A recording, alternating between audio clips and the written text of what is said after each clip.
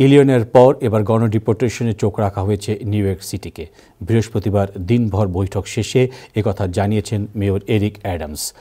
হোম্যানের সাথে বৈঠক শেষে মেয়র এরিক অ্যাডামস জানিয়েছেন, যারা গুরুতর অপরাধে অভিযুক্ত রয়েছেন তাদেরকে খুব শীঘ্রই আইনের আওতায় আনা হবে, গ্রেপ্তার করা হবে। বিস্তারিত রিপোর্টে। ইলিনয়ের পর এবার গণডিপোর্টেশনে টার্গেট করা হয়েছে নিউ ইয়র্ক সিটিকে।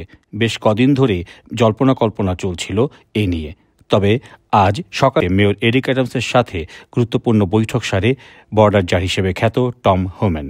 আধা ঘন্টা সে বৈঠকে সিদ্ধান্ত হয়েছে আইস এজেন্টরা রাইকার্স আইল্যান্ডে থাকা দণ্ডপ্রাপ্ত অপরাধীদের গ্রেপ্তার করে গণডিপোর্ট করবে।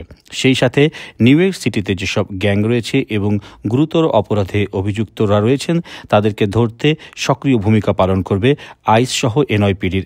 এদের বিরুদ্ধে গোয়েন্দা তথ্য ভাগাভাগি এবং প্রয়োগকারী পদক্ষেপ উন্নত করার জন্য ফেডারেল টাস্কফোর্সে আরও এনওয়াইপিডি গোয়েন্দাদের অন্তর্ভুক্ত করার কথাও বলা হয়েছে। তবে গণহারে এতে বিভ্রান্ত না হবার পরামর্শ এসেছে।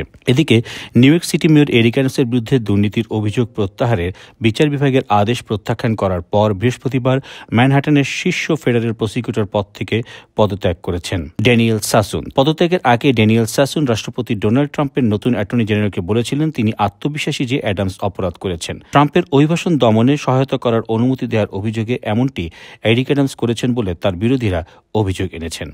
চয়ন Rahman, time television, new York.